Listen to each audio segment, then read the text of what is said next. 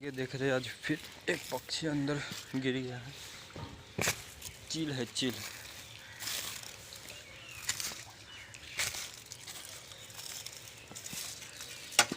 अभी इसको मैं बाहर निकालूंगा।